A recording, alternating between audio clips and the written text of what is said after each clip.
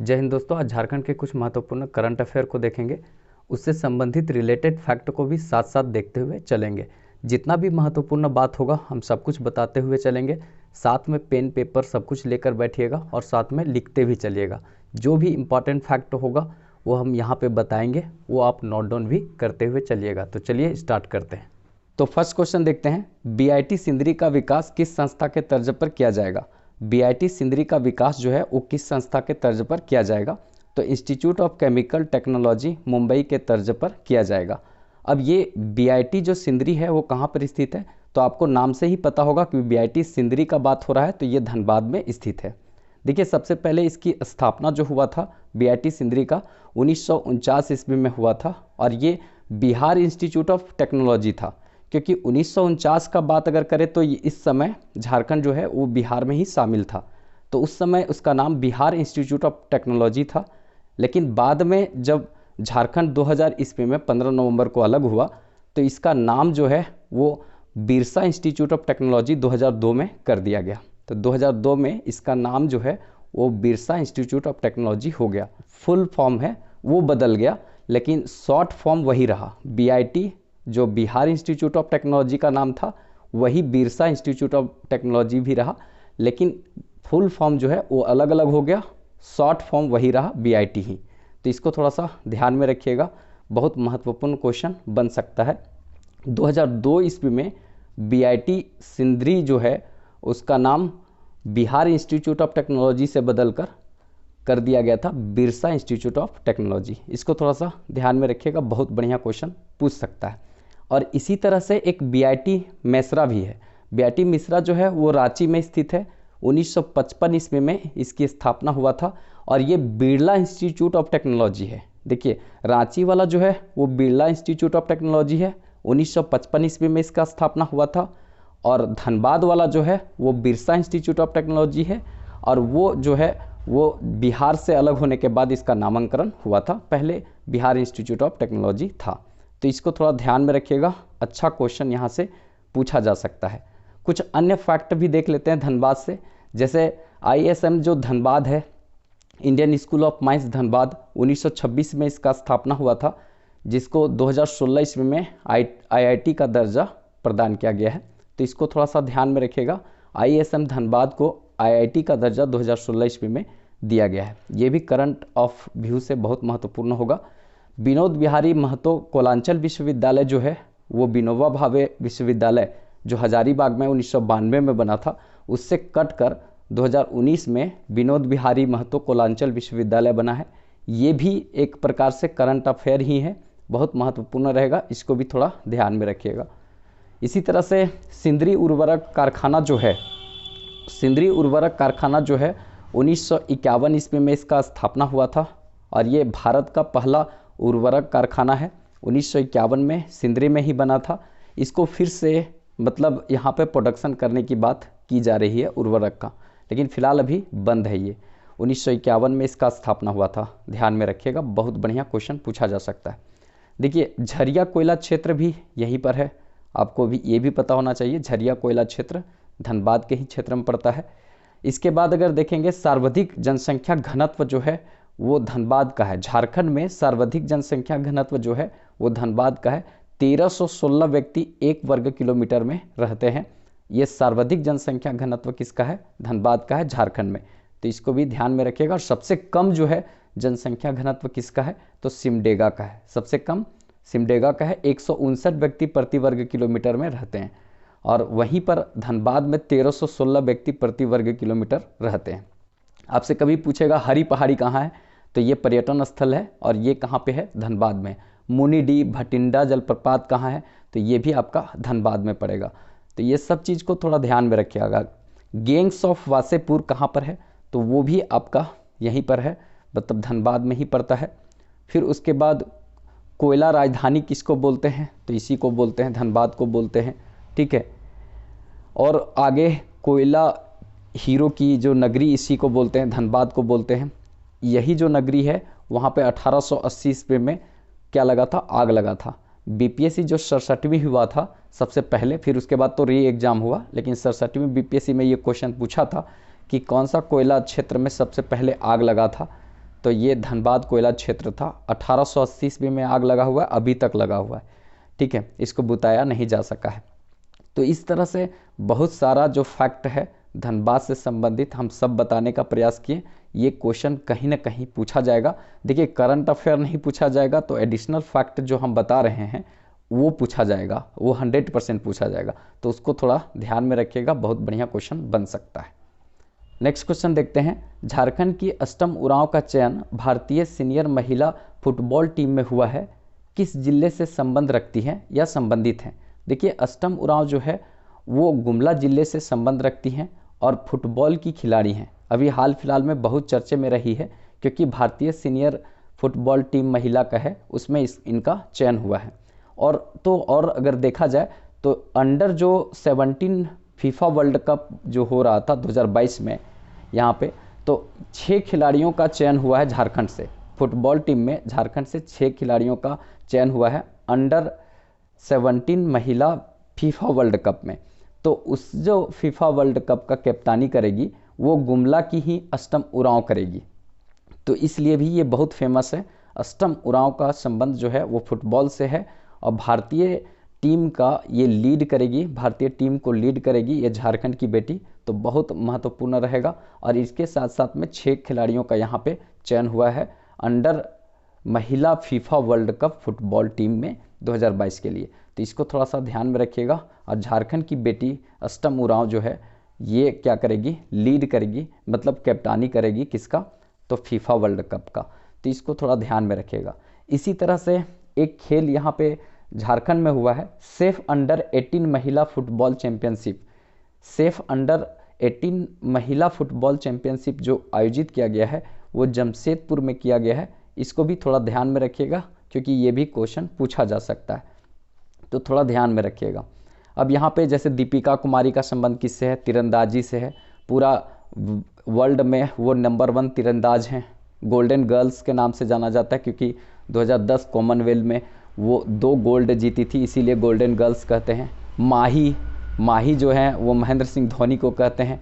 कैलाशपति भवन में रहते हैं वो ध्रुवा में, 43 एकड़ में फैला हुआ बहुत बड़ा सा एरिया में अपना उनका फॉर्म है जहाँ वो रहते हैं। कैलाशपति उनका घर का नाम है, वो भी जानते होंगे। वरुण एरोन का संबंध भी झारखंड से है, वो एक क्रिकेटर हैं। सौरव तिवारी का भी संबंध जो है वो झारखंड से है, वो क्रिकेटर हैं, ठीक है। फिर आपका लक्ष्मी पांड्या बॉक्सिंग करती हैं। अरुणा मिश्रा वो भी बॉक्सिंग करती है। अर्षिता लकड़ा ये हॉकी की खिलाड़ी हैं, ठीक है। अंशुता लकड़ा हॉकी की खिलाड़ी है।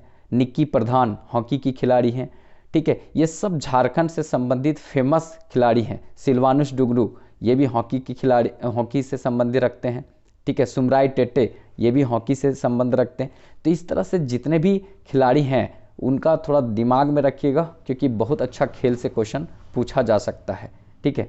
अब यहाँ पे बात आया गुमला का, तो गुमला से संबंधित महत्वपूर्ण फैक्ट दिमाग में रखना है कि गुमला जो है 1902 में रांची जिला से मतलब एक अलग अनुमंडल के रूप में बना था।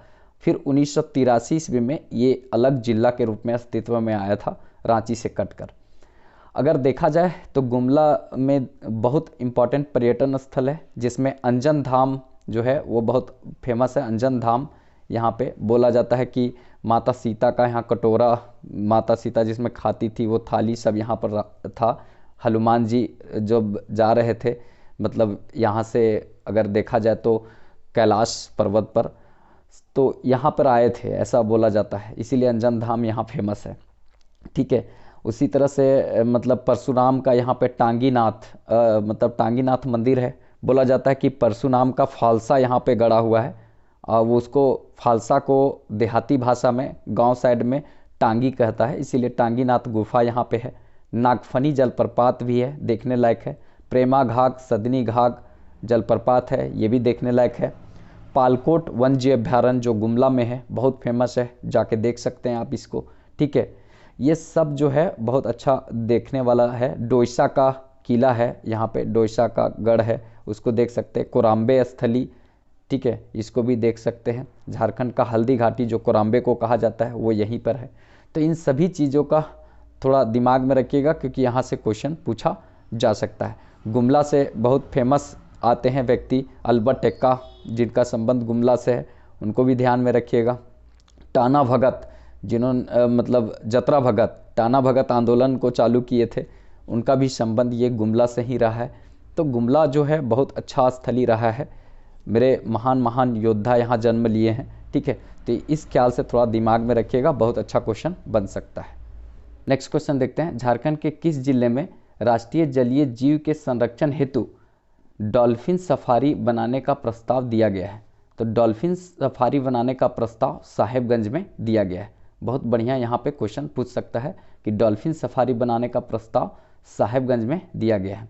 देखिए, कहने का मतलब है गंगा नदी जो है झारखंड के एकमात्र जिला है साहेबगंज जहाँ से होकर गंगा गुजरती है। सर्वाधिक जो गंगा नदी गुजरती है वो उत्तर प्रदेश में गुजरती है, और उत्तर प्रदेश में ही कानपुर जो है वो सबसे बड़ा शहर है जो गंगा नदी पर बसा हुआ है।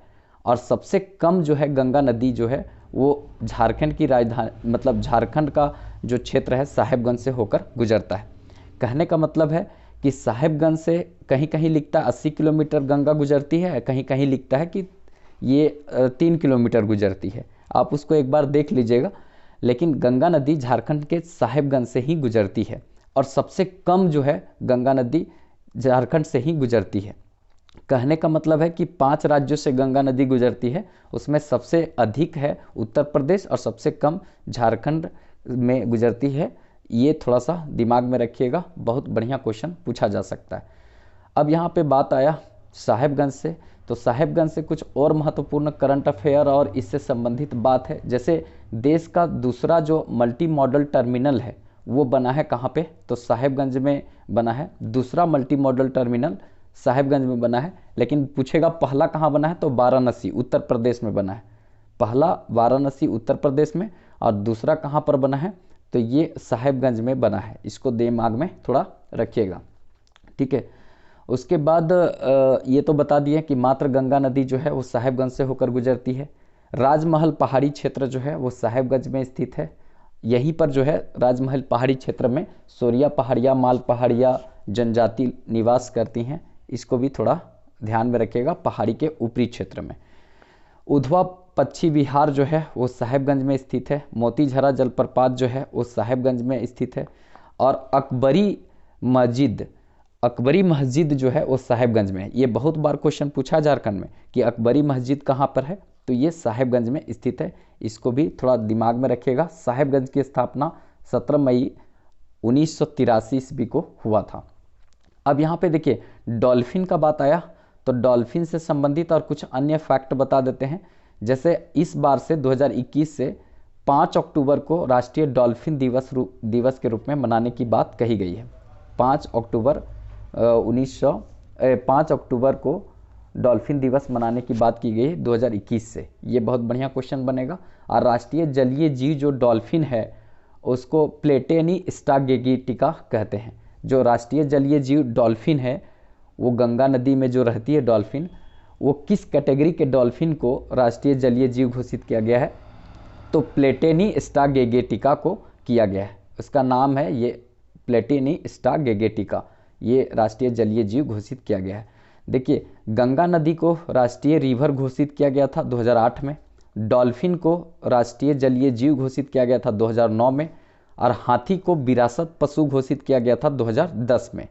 और हाथी प्रोजेक्ट की शुरुआत दालमा वन्यजीव अभ्यारण्य झारखंड से हुआ था कब? 1992 में। तो इसको थोड़ा ध्यान में रखिएगा। देखिए अगर इस तरह की चीज़ें पसंद आ रहा होगा तो थोड़ा आप लोग लाइक कर दीजिएगा वीडियो को, क्योंकि आप लोग लाइक करते हैं तो थोड़ा सा मोटिवेशन मिलता है। और वो जो रेड वाला बटन दिख रहा है ना, उसको दबाकर थोड़ा सब्सक्राइब कर दीजिए, क्योंकि अगर आप लोग सब्सक्राइब करते हैं, लाइक करते हैं, तो हम लोग का एक मोटिवेशन मिलता है कि और ज़्यादा से ज़्यादा और अच्छा कंटेंट आपके सामने लाया जाए। ये मेरा पूरा तरीका से प्रयास रहता है। बस थोड़ा सपोर्ट कीजिए भाई साहब, जल्दी से कम 1K तो पहुँचाइए। कहने का मतलब है कि अगर आप लोग 1K से पार कर देंगे तो हम लोग को थोड़ा सा अच्छा लगेगा। अभी अंक में दिख रहा है, नया नया चैनल है, थोड़ा सपोर्ट कीजिए और इसको थोड़ा ज़रूरतमंद लोगों तक भी शेयर कीजिए। सब्सक्राइब नहीं किए होंगे तो रेड बटन प्रेस करके सब्सक्राइब कर लीजिए, कि जिसमें अगली बार जो हम वीडियो दें वो 1K हो जाए उसके बाद दे, ठीक है। तो थोड़ा सपोर्ट कीजिए। अगर आप लोग चाहते हैं कि अगर जैसा अभी हम झारखंड करंट अफेयर चल रहे हैं उसी तरह का अगर नेशनल करंट अफेयर चाहते हैं कि अंतर्राष्ट्रीय राष्ट्रीय स्तर का करंट अफेयर दिया जाए और इसी तरह का रिलेट करके दिया जाए, तो आप कमेंट करके बताइएगा कि अगर आप लोग को इस तरह का कमेंट मतलब इस तरह का वीडियो चाहिए, नेशनल इंटरनेशनल करंट अफेयर चाहिए और इसी तरह का रिलेट करके चाहिए और इससे अच्छा रिलेट करके चाहिए, तो आप लोग कमेंट करके बताइएगा। हम लोग देखेंगे कि अगर आप लोग का अच्छा रिस्पांस रहा, अगर आप लोग का पूरा सपोर्ट रहा, तो हम नेशनल और इंटरनेशनल करंट अफेयर भी झारखंड के इस तरह का करंट अफेयर के साथ लेकर आएंगे। जैसे झारखंड करंट अफेयर बता रहे हैं, उसी तरह से नेशनल और इंटरनेशनल करंट अफेयर भी लाएंगे। बस थोड़ा सपोर्ट और आप लोग का कमेंट का हम लोग का इंतज़ार रहेगा कि अगर आप लोग का फीडबैक ठीक मिलता है तो हम उसको लाने का प्रयास करेंगे। नेक्स्ट क्वेश्चन देखते हैं, झारखंड का कौन सा शहर साइंस फिल्म फेस्टिवल की मेज़बानी करेगा? झारखंड का कौन सा शहर साइंस फिल्म फेस्टिवल का मेज़बानी करेगा? तो देखिए बोकारो जो शहर है वो साइंस फिल्म फेस्टिवल का मेज़बानी करेगा। देखिए ये तीसरा है, इसके पहले ये साल 2 और हो चुका है। कहने का मतलब सबसे पहले जो विज्ञान फिल्म महोत्सव जो है वो सबसे पहले कहाँ पर हुआ था? तो ये हुआ था आपका लोहरदग्गा में। सबसे पहले जो साइंस फिल्म फेस्टिवल जो हुआ था वो लोहरदग्गा में हुआ था, दूसरा जो है वो गिरिडीह में हुआ, और ये बोकारो में जो हो रहा है वो तीसरा है। तो अगर आपसे कभी पूछ ले कि शहर में जो है साइंस फिल्म फेस्टिवल की मेज़बानी जो है पहला कहाँ हुआ था, तो लोहरदग्गा में याद रखना है, और उसके बाद आपको याद रखना है कि सबसे बाद में तीसरा कहाँ हुआ, तो ये बोकारो में हुआ, और दूसरा कहाँ पे हुआ, गिरिडीह में। तो इसको थोड़ा सा दिमाग में रखिएगा क्योंकि यहाँ से एक अच्छा क्वेश्चन पूछ सकता है। अब यहाँ पे बात आया बोकारो का, तो बोकारो से संबंधित कुछ और फैक्ट है उसको जान लेते हैं। जैसे सबसे पहले झारखंड में बोला जाता है कि तीसरा जो अंतर्राष्ट्रीय स्टेडियम बन रहा है वो कहाँ बन रहा है, तो ये आपका बोकारो में ही बन रहा है। 255 करोड़ की लागत से लगभग ये बन रहा है, तो ये दिमाग में थोड़ा रखना है। तीसरा देश का पूरा दुनिया का सबसे बड़ा स्टेडियम जो बन रहा है वो जयपुर में बन रहा है, और पहला तो आप जान रहे हैं नरेंद्र मोदी स्टेडियम है अहमदाबाद गुजरात में, लेकिन झारखंड का तीसरा बोकारो में बन रहा है। इसको थोड़ा ध्यान में रखिएगा, बहुत बढ़िया यहाँ से क्वेश्चन पूछा जा सकता है।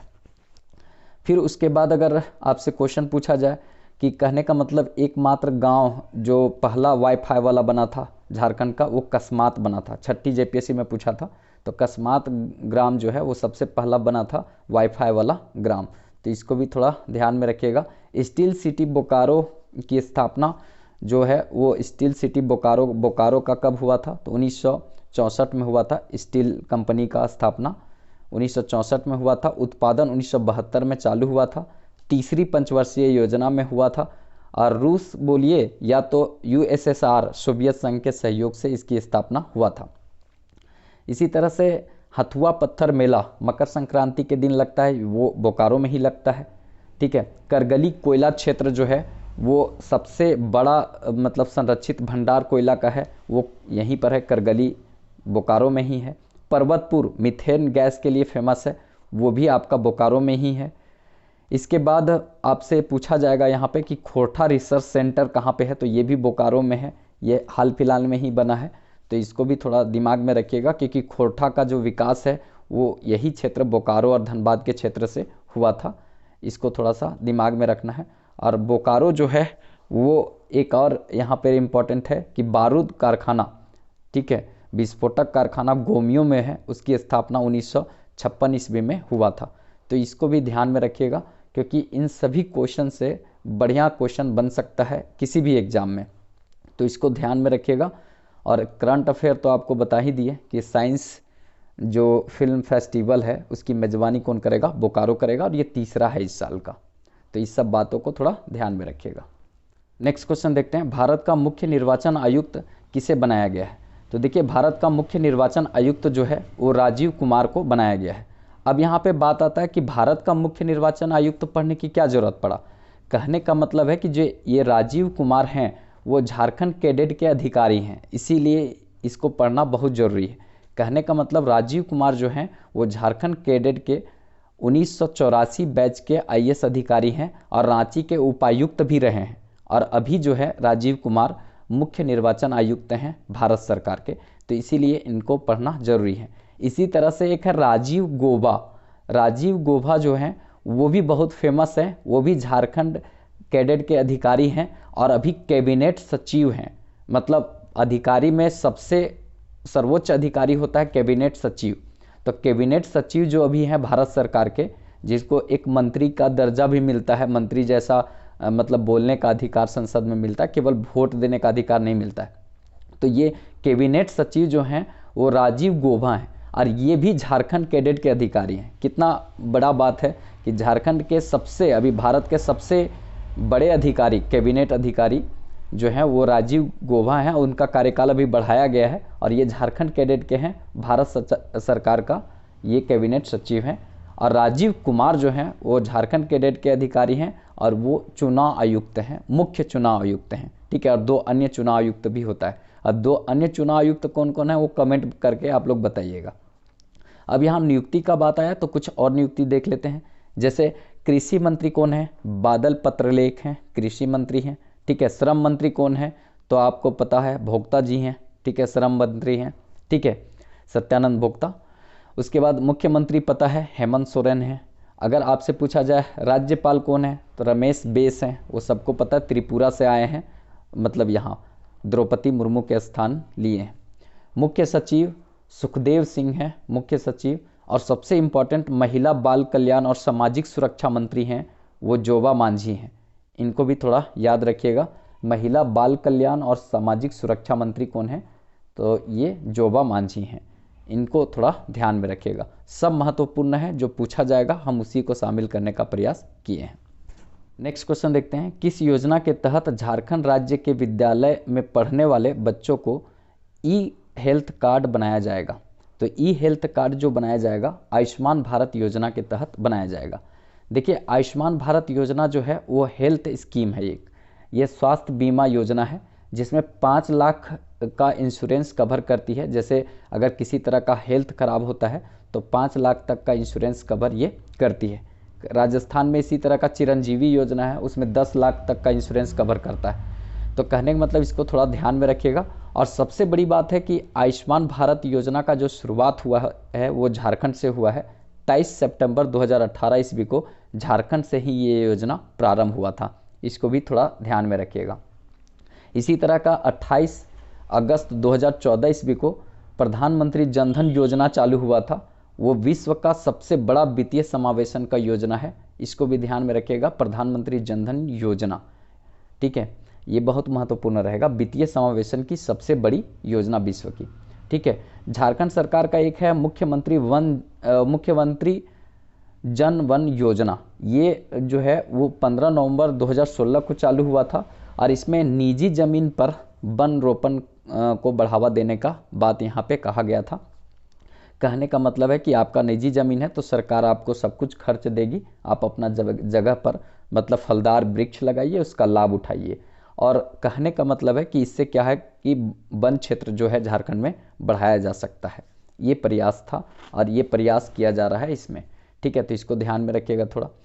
झारखंड मुख्यमंत्री सुकन्या योजना, कहने का मतलब है कि इसका प्रारंभ जो है 24 जनवरी 2019 को हुआ था और 18 वर्ष तक के जो लड़कियां हैं उनको जन्म से 18 वर्ष तक 7 चरणों में 40,000 रुपया सरकार देगी। ठीक है, 7 चरणों में 40,000 रुपया देने का सरकार का उद्देश्य है यहाँ पे, जन्म से 18 वर्ष तक की महिलाओं को, मतलब बच्चियों को। ठीक है, पढ़ने के लिए हेल्प करना, फिर शादी के लिए हेल्प करना, ये सब, और पढ़ाई के और ज़्यादा लोगों को रुझान हो, इसके लिए मतलब ये प्रयास किया गया है सरकार के द्वारा। एक सरकार का बहुत फेमस योजना है झारखंड सरकार का, तेजस्विनी योजना। वो 8 मार्च 2017 को चालू हुआ था और ये 14 से 25 वर्ष की महिलाओं को इसका लाभ जो है वो मिलता है। और इसमें विश्व बैंक राशि दी है, सहायता राशि दी है, और लगभग $90 मिलियन इसमें सहायता राशि दी है, जिसमें महिलाओं को स्किल्ड डेवलप करना और उसको अलग अलग क्षेत्रों में काम देना, ये इसका प्रयास है।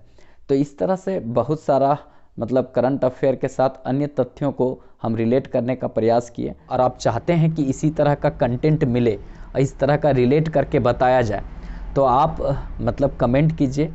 अगर अच्छा लगे तो लाइक कीजिए, थोड़ा सपोर्ट कीजिए, हम लोग का हौसला बढ़ाइए, क्योंकि मेरा टीम बहुत अच्छा काम करने के लिए रेडी है, लेकिन आप लोग का सपोर्ट बहुत अच्छा नहीं मिल रहा है, जिसके कारण टीम काम नहीं कर पा रही। थोड़ा आप लोग सपोर्ट कीजिए, अच्छा लगे तो चैनल सब्सक्राइब कर लीजिएगा, वो रेड वाला बटन को दबाकर चैनल सब्सक्राइब कर लीजिएगा। और थोड़ा जो ज़रूरतमंद लोग हैं, जिनको ज़रूरत है, अपने दोस्तों में शेयर भी किया कीजिएगा, जिससे हम लोग का हौसला बढ़ेगा। तो हम इसी तरह का वीडियो आप लोग के सामने लाते रहेंगे। तो चलिए फिर मिलेंगे नेक्स्ट वीडियो में, तब तक के लिए जय हिंद।